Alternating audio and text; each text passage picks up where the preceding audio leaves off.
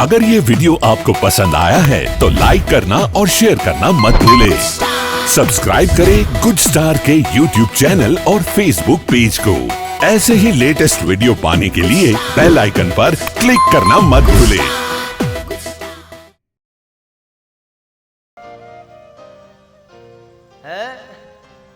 તમે અહીંયા જ રહ્યો કે નહીં? તમે હરિદ્વાર ન જાઓ પાપ ધોવા? પાપ તો ઘણા બધા કરીએ ન્યા તો, અને આ આપણી ગંગા પણ અમે હરિદ્વાર થી જ આવ્યા છે. 3-4 દિવસનો વચ્ચે આરામ મળ્યો છે અને ત્યારબાદ ફરીવાર હરિદ્વાર થી જ પધારી છે. એટલે આ ગંગા ન્યાથી આવી છે, બે ગંગા ભેગી થઈ છે. ઈ જ હતા, આ બધા ઈ જ હતા. એટલે ઈ જ ગંગા અહીંયા આવી છે એટલું યાદ રાખજો. બે ગંગા વહે છે. અરે ઘરના આંગણે જો ગંગા આવી હોય ને એમાં ડૂબકી મારવાનું આપણે જેવું વિચારીએ ને ગિરીશભાઈ, તમે જેવું વિચાર્યું હશે કે આપણે આવું આયોજન થાય, એ અમારા આ બધાય ભાઈઓને એવો જ શોખ હતો અને એક એવી મનની ઈચ્છા પણ હતી કે દાદા આપણે આયોજન આમ કરવું છે, આપણે આમ કરવું છે. અરે દાદા આપણે આયોજન આવું કરવું છે. પણ એટલું યાદ રાખજો કે અમારા ગિરીશભાઈની ઈચ્છા હોય, અમારા કલ્પેશભાઈ, અમારા ભાવેશભાઈ, અમારા ચેતનભાઈ, અમિતભાઈ, મંથનભાઈ, આ બધાની અમારી એવી ઈચ્છા હતી કે દાદા આપણે આવું આયોજન કરશું, આપણે આવું આયોજન શું. અને આમ હું ન ભૂલતો હોય તો 1-2 કથામાં તમે નથી આવ્યા? કથામાં આવ્યા ને? આજે મારી આગામી કથામાં 1-2 કથામાં આવ્યા છો, ન ભૂલતો હોય તો. હા, એટલે 1-2 કથાની અંદર પણ એ લોકો જોવા માટે પધાર્યા હતા. અને ત્યારબાદ જે મારી કથાઓ આગામી અથવા જે કાંઈ હમણાં થઈ, એટલે બધી જ કથાઓ આપ સૌ લોકોએ નિહાળી હશે. અને ત્યારે એટલે બધાને એ આપણે જોતા હોય કે આમાં શું છે, આપણે કેમ કરશું, અરે આનાથી કેમ સારું થાય, અને આવી જેની ઈચ્છા હોય. પણ એટલું યાદ રાખજો, we can only plan but only Krishna can decide what will happen next. આપણે તો ખાલી યોજના બનાવી શકીએ, પણ એ કરવા વાળો તો દ્વારકાધીશ છે. યાદ રાખજો, જો ઈ ધારે ને તો હરખું થવા દે, ઈ નો ધારે તો હરખું નો થવા દે. તમારું એ કદાચ ગમે એવડું મોટું આયોજન હોય ને, હે ને, પણ ઈ ધારે ને એટલા માટે આવું સારું આયોજન થયું છે. અને જો ઈ નો ધારે તો ઈ કાંઈ નું કાંઈ કરી નાખે, હે ને. એટલા માટે આપણે સૌ લોકો ભગવાનના આભારી છે કે ભગવાન, અરે આ તમે અમને જેવી બુદ્ધિ આપી અને એવું આ સુંદર કથા મંડપ અને એ બધી અમે સૌ લોકોએ આવી અને બધી વ્યવસ્થા કરી. શા માટે? તો કે આવવા વાળો વ્યક્તિનું મન પણ પ્રફુલ્લિત થાય અને કથાને શાંતિથી સાંભળી શકે. એટલે આપણે તો ખાલી પ્લાન બનાવી શકીએ, આપણે યોજનાઓ બનાવી શકીએ, પણ એટલું યાદ રાખજો કે ભગવાને એ યોજના ક્યારે ને કેમ સફળ કરવી તો ભગવાનના હાથમાં જ વાત છે. We can only plan but only Krishna can decide what will happen next. આગળ શું થશે, કેમ થશે, કેવી રીતે થશે, આ તો ભગવાન જ જાણે છે. એટલે ત્યારે એવા સમયે બધા ઋષિ મુનિઓ દેવતાઓને કહ્યું કે બાપજી, અરે આ તમારું અમૃત છે ને એ તો નાશવંત છે. હા, એ તો નાશવંત છે. અમારું કથામૃત એવું છે કે કથામૃતનો જો એકાદ વાર હરિરસની પ્યાલી પી જાય ને તો એને આ ભવસાગરના સાગરમાંથી થાક પણ નથી લાગતો અને એને ભટકવું પણ આ નથી પડતું. હા, ભવસાગરનો થાક એ નથી લાગતો. એ 84 લાખ યોનીમાં ભટકવું પણ નથી પડતું. આ એવું કથામૃત છે. અને આવું કથામૃત જો દેવતાઓને નથી મળ્યું, મનન તમને મળ્યું હોય તો આપણે વિચાર તો કરો આપણે કેટલા સૌભાગ્યશાળી છે. સોનકજીએ પ્રશ્ન પૂછ્યો છે, એ બાપજી અમે ગ્રંથો પુરાણો અમે બહુ બધા સાંભળ્યા, પણ હવે અમારે ગ્રંથનો સાર સાંભળવો છે. એટલે અમારે ગ્રંથનો સાર સાંભળવાની એવી ઈચ્છા, એવી જિજ્ઞાસા થઈ છે. જિજ્ઞાસા થવી એ પણ એક બહુ મૂલ્યવાન વાત છે. કારણ કે આદિ શંકરાચાર્યજી મહારાજ એમ કહે છે, દુર્લભમ ત્રયમે વેત દેવાનુગ્રહ હે મનુષ્યત્વમ મુમુક્ષત્વમ મહાપુરુષ સંશ્રય.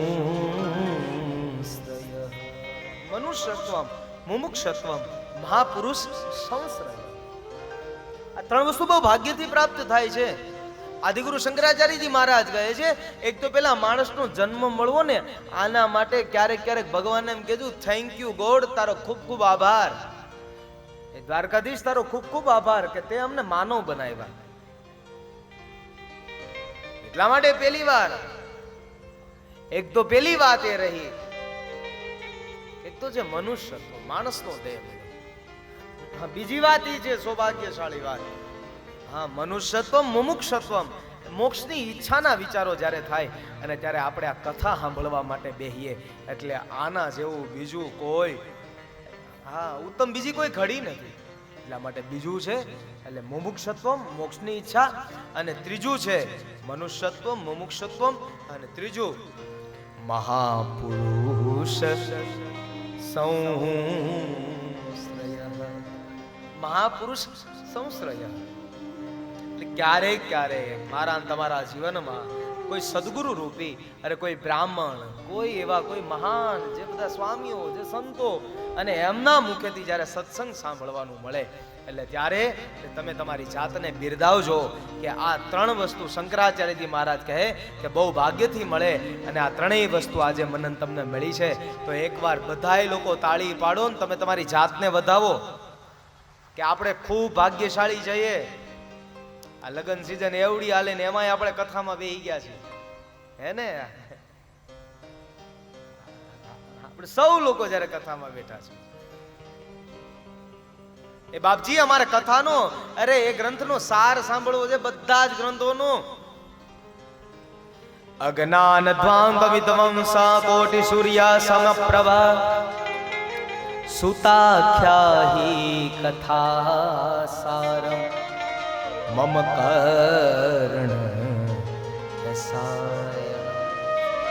એ બાપજી કૃપા કરી અને અમને કથાનો સાર સંભળાવો ને.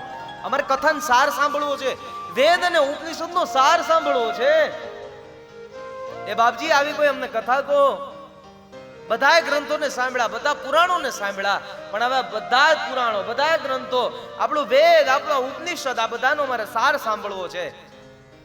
અને ત્યારે કહેવામાં તો તમે ભાગવતને સાંભળો, પણ ભાગવત શા માટે? એ પણ પ્રશ્નાર્થ લાગે કે ભાઈ બધી જ કથાઓ છે, શિવ મહાપુરાણ છે, દેવી ભાગવત કથા છે, રામ કથા છે, તો આ બધામાં ભાગવત શા માટે? આ પણ પ્રશ્નાર્થ છે. અને એ પ્રશ્નાર્થને દૂર કરવા માટે થઈને અને ભાગવતનું મહાત્મ્ય એવું કહે છે કે શા માટે ભાગવત? અરે તો કે સાંભળી લો. વેદોપનિષદામ સારા જાતા ભાગવતી કથા. વેદ અને ઉપનિષદનો સાર છે ભાગવત. ભાગવત જેવું બીજું કોઈ ધર્મ પુરાણ નથી કે કોઈ મહાપુરાણ નથી. અરે ભાગવત એ પુરાણોનું પણ તિલક છે. યદ વૈષ્ણવાનામ ધનમ, વૈષ્ણવો માટે ધન છે. જે રસજ્ઞ છે, નહીતર થોડીક વારે થાય કે આ દાદા ઘડીએ ને ઘડીએ શ્લોક કેમ બોલે છે, પણ એટલું યાદ રાખજો ભાગવત એ મૂળ શ્લોક છે. એટલા માટે ક્યારેક ક્યારેક શ્લોકને પણ સાંભળવા. સંસ્કૃત ભાષા તો એટલી મહાન અને ભવ્ય દિવ્ય ભાષા છે. Sanskrit not dead language, Sanskrit is divine language, ભવ્ય ને દિવ્ય ભાષા છે. અને સંસ્કૃત કોઈ વ્યક્તિ બોલતો હોય, સાંભળતો હોય ને, અને એવા વ્યક્તિને રોગ પણ એવા સ્પર્શી નથી શકતા. વેદ મંત્ર કાલે અમે લોકો, એટલે ત્યાં વેદ મંત્રોનો જ્યાં ઘોષ થતો હતો, અને જ્યારે અમે લોકો બધા બહાર બેઠા હતા, અને ત્યારે અમારા બધાની ઈ જ બધાને ચર્ચા થઈ રહી હતી, એટલે ત્યારે મેં કીધું વેદ મંત્ર જ્યાં જ્યાં સંભળાતા હોય ને, જેના કાને, અરે તમે ક્યાં પણ તમે બેઠા હોય, પણ વેદ મંત્ર તમારા કાનમાં જાય ને, એટલે જ્યાં સુધી અરે થોડા પણ નાદ આવતો હોય ને, અને તો પણ એ તમારું કલ્યાણ કરનારો છે મંત્ર. સંસ્કૃત ભાષા ભવ્ય ને દિવ્ય છે, રોગોમાંથી મુક્ત કરવા વાળી છે. કોઈ એક વ્યક્તિ જ્યારે કોમાની અંદર હોય અને ઈ જ્યારે વેન્ટિલેટર ઉપર રાખવામાં આવ્યા હોય, એવા વ્યક્તિને અમે જો સંસ્કૃતના એવા જ્યારે સંસ્કૃતમાં જ જ્યારે ભાષામાં જ્યારે એટલે બધી જ વસ્તુ જ્યારે બોલાઈ રહી હોય, અથવા કોઈ મંત્રને એને તમે સંભળાવો, ઓમ ત્રંબકમ મંત્ર સંભળાવો, અથવા મૃત્યુંજય મંત્ર સંભળાવો, એટલે જો એ વ્યક્તિ આમનમ બારો આવી જાય. આ મંત્રની તાકાત એટલી હોય છે. એટલે ભાગવતનું મૂળ એ શ્લોક છે, પણ જે રસજ્ઞ છે એવા વ્યક્તિને ખબર હોય એ જેવા તેવા વ્યક્તિના ભાગવતનો મર્મ ન સમજાય. જેવો તેવો વ્યક્તિ કે આમાં આમ જ હોય, પણ એટલું યાદ રાખજો કે આમાં આમ ન હોય, આમાં જેમ બતાવ્યું છે એમ હોય. અને આમાં કાંઈ અમારું કાંઈ આમાં કઈ ઘરનું તો હોય જ નહીં. એટલે વ્યાસોત્સિષ્ટમ જગત સર્વમ. આ વ્યાસજીએ જે બધું હેઠું બોલ્યું અને ઈ જ આપણે બધું હેઠું બોલીએ છીએ. વ્યાસજી જે બોલીને ગયા, ડોંગરે બાપા જે બોલીને ગયા, પૂજ્ય ભાઈ શ્રી સદગુરુ ભગવાન ઈ જે બોલે છે અને એમાંથી કંઈક ને કંઈક આમાંથી કંઈક લઈએ છીએ. પૂજ્ય અમારે ડોક્ટર મહાદેવભાઈ પ્રસાદ મહેતા અને એના ક્યારેક ક્યારેક અમે સાંભળતા હોય. અને એવા કોઈ મહાપુરુષો હોય અને એવા કોઈ મહાપુરુષને સાંભળી અને એમાંથી આપણે એમ થાય કે આવું કંઈક આપણે કથામાં ઉમેરવા જેવું છે અને એવું કંઈક ત્યાંથી લઈ અને કથામાં જોડતા હોય. એટલે એ બધા બોલે ને આપણે થઈ અને બોલીએ છીએ.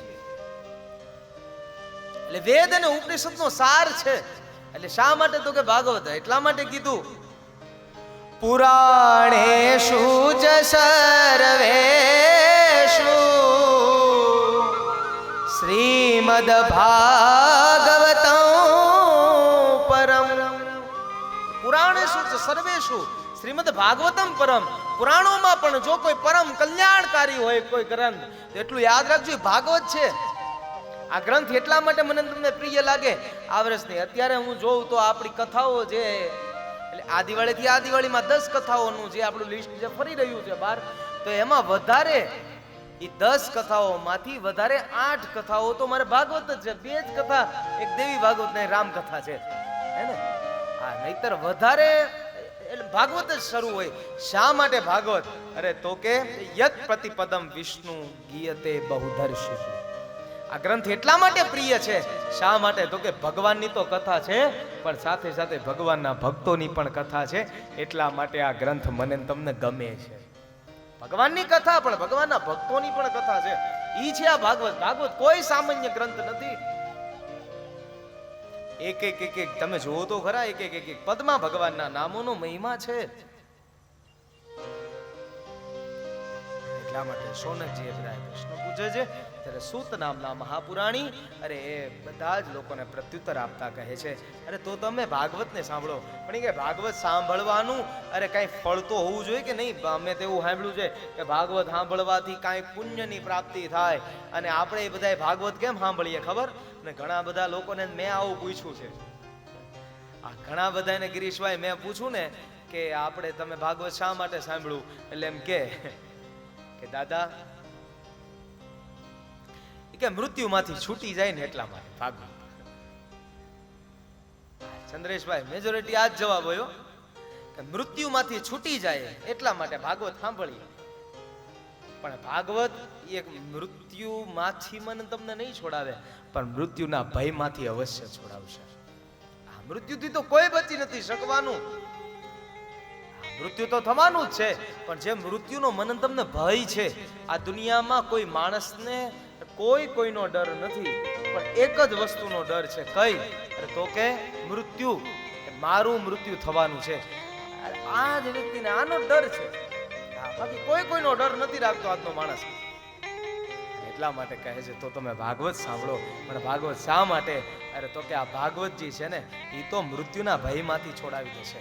અરે કોઈક દવા આપણે ડોક્ટર પાસે લેવા જાય ને એટલે ડોક્ટર એમ ન કે આ તો તમારે લેવી જ પડે અને આ તમે લઈ લ્યો ને, જોજો આ દવા તમે પી લો એટલે તમને ક્યારેય એવો બીજી વાર તાવ ન આવે. તાવની દવા લેવાય એમ કે તાવ ન આવે હો ભાઈ બીજી વાર. એટલે આવું કોઈ કીધું છે? એકવાર તમે આ દવા પી લો એટલે ઠેક સુધી તમે જ્યાં સુધી જીવન પર્યંતને માટે થઈ અને ત્યાં સુધી ઈ તમને તાવ નહીં આવવા દે. આવી કોઈ દવા નથી. પણ એટલું અહીંયા ખાતરી સાથે અમે કહીએ છીએ કે ભાગવતની અરે એક જ વાર આ ભૌષધિ પી લો એટલે ભવરોગ એટલે મૂળમાંથી તમને હટાવી દેશે. અમુક ડોક્ટરો તો એવા હોય કે દર્દી નો જાય અને દર્દય નો જાય. રોગી નો જવું જોઈએ, રોગી નો જવું જોઈએ. એ આમ દવા આપે રાખે કે ઈ માપની જ આપો ઈ દવા એને. અમુક ડોક્ટરો એવા હોય. પણ આ ભવસાગરને પાર કરવા માટે થઈ અને સદગુરુ રૂપી શ્રી કૃષ્ણની જરૂર છે. અને જો ઈ હશે ને તો જ આ ભવસાગરને પાર કરશો. એટલા માટે તુલસી બાબા કહે સદગુરુ अगर ये वीडियो आपको पसंद आया है तो लाइक करना और शेयर करना मत भूलें। सब्सक्राइब करें गुड स्टार के YouTube चैनल और Facebook पेज को। ऐसे ही लेटेस्ट वीडियो पाने के लिए बेल आइकन पर क्लिक करना मत भूलें।